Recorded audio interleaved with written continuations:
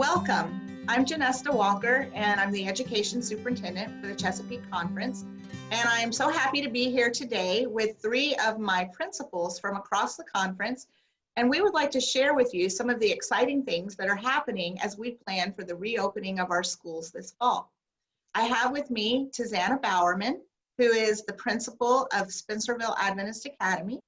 I have Rod Curbs, who is the principal of Mount Etna Elementary School. And I have Mia Kim, who is the principal of Athelton Adventist Academy. I would like to start with Mia, and I'd like to have Mia share with us a little bit about the interesting way that Athelton is reopening in just a couple of weeks. Thank you so much, Janessa, for inviting me to talk about what Athelton is planning to do. This has taken a long time to come to the point where we feel that we have a plan that will work for our school community. We had a reopening task force with several healthcare professionals, a public health professor, and we've consulted with the chief of pediatrics of the University of Maryland at Baltimore Washington Hospital. And with their expert advice, we feel that we can open up school in this hybrid fashion. Beginning on August 24th, we will start with our pre-K through first will come to school twice a week. Actually, our pre-K will be here 4 days a week, but the kindergarten through the other grades, we're planning for them to come twice a week for a learning opportunity in person, if that's their choice. We also have the model of virtual learning for those who feel that that best meets their family's needs. We plan to open up the in-person learning with small groups. The study does show that it should be groups of 10 maximum, so the teacher plus 9 students. And within the classrooms, we will be spacing out the desks in the 6 feet minimum that we'll have, and then there will be the use of face coverings and lots of hand washing. We're planning to really make sure that our cleaning is within the guidelines of CDC. We want to make sure that we take care of the proper sanitation. Another thing is we want to provide as many outdoor learning opportunities as possible. We were able to borrow tents from the Chesapeake Conference, and we have 3 tents on our campus to provide some more learning outside. We have other stations under trees and in our school garden. So the different classes will rotate in and out, and we have our tech person who's going to wire things so that we'll be able to even have Wi-Fi outside. If we need to bring some of the technology outside, we want to make sure our students that are home virtual learning, that they are engaged with the classroom as well. That's really important, that we continue to foster the school community and the interaction as much as possible. So that's a little bit about what we're planning to do. Thank you, Mia.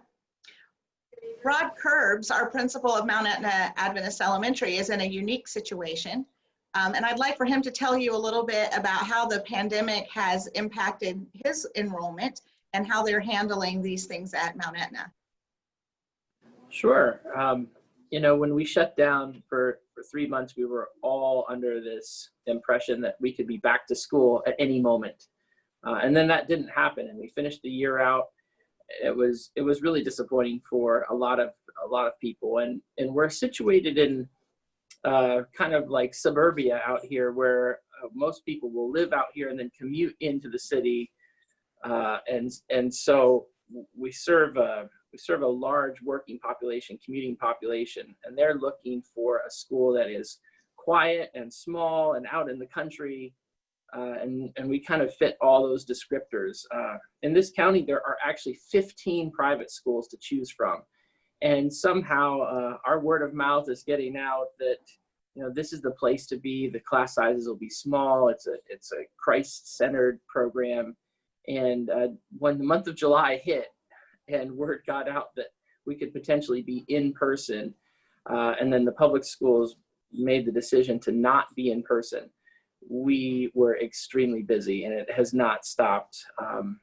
We're looking at the highest enrollment that Mount Etna has ever seen. We should be able to open with 130. It's never been done before here, and we're still able to keep the 6 feet between each desk. We have some room to expand.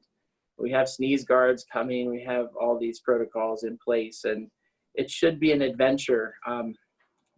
The thing that makes it work is this is what our parents really desire. We surveyed them all and tried to find out if hybrid was the right model or online was the right model. We found that 76% of our current students were really looking for an in-person program. So we felt like we could go out on a limb and try to offer that and vote it at the board and see what happens. And so far the support has been tremendous, and we're looking to start on time on August 24 as well.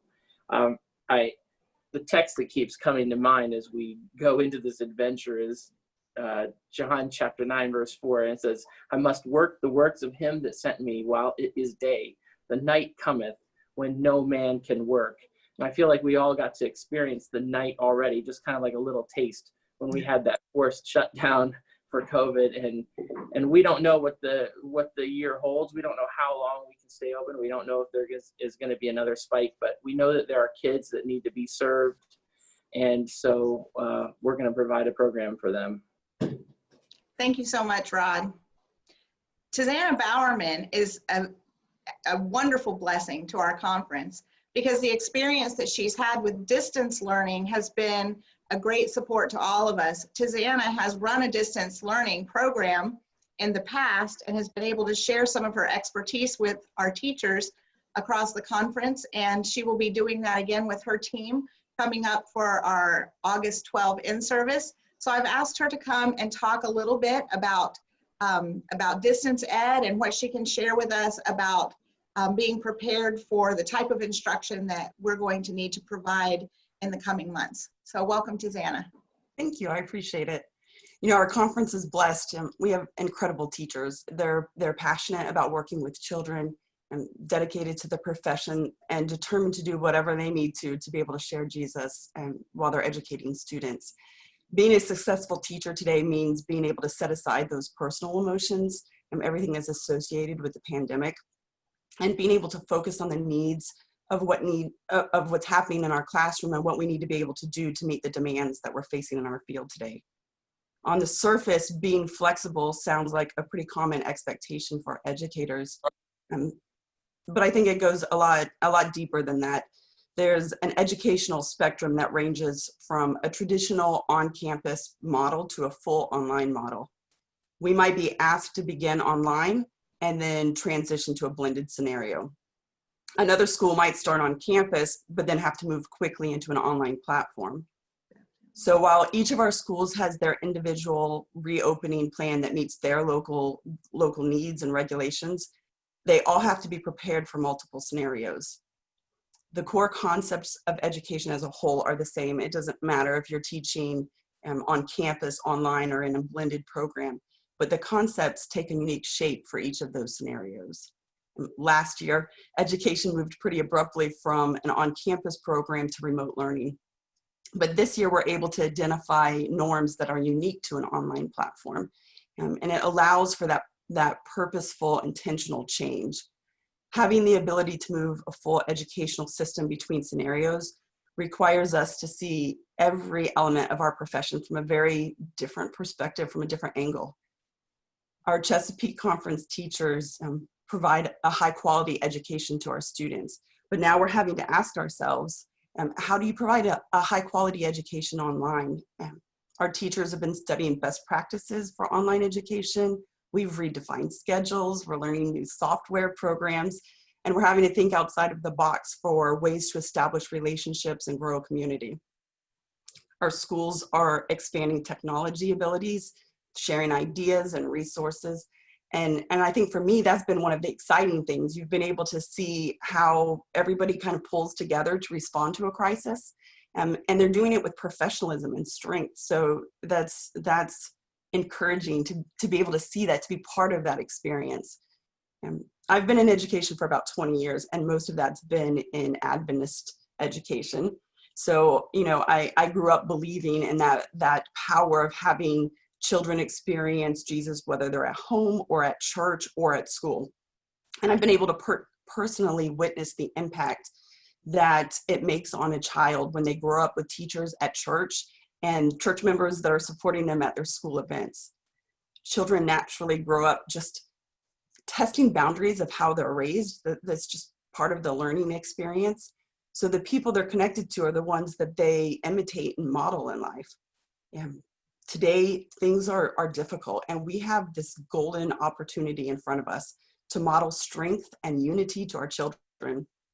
We are in a world of turmoil, and our community needs to really unite and share our faith in God. I think for me, looking at everything that's happening and this experience that we're in, I think it's a critical time for our children to be able to know, to see, to experience from every aspect of their lives that Jesus is our source of stability and peace right now. Thank you, Tizana. That was a wonderful explanation of what's happening in our schools and where we're headed. As we look across the conference to where we will put our children in school for the coming year, I want you to know that our schools are prepared to offer high quality Seventh-day Adventist education to the young people of our conference. We are in good hands with our principals and our teachers. We have an outstanding team of educators in the Chesapeake Conference, and we look forward to serving all of the students that enroll in our schools this fall. Thank you.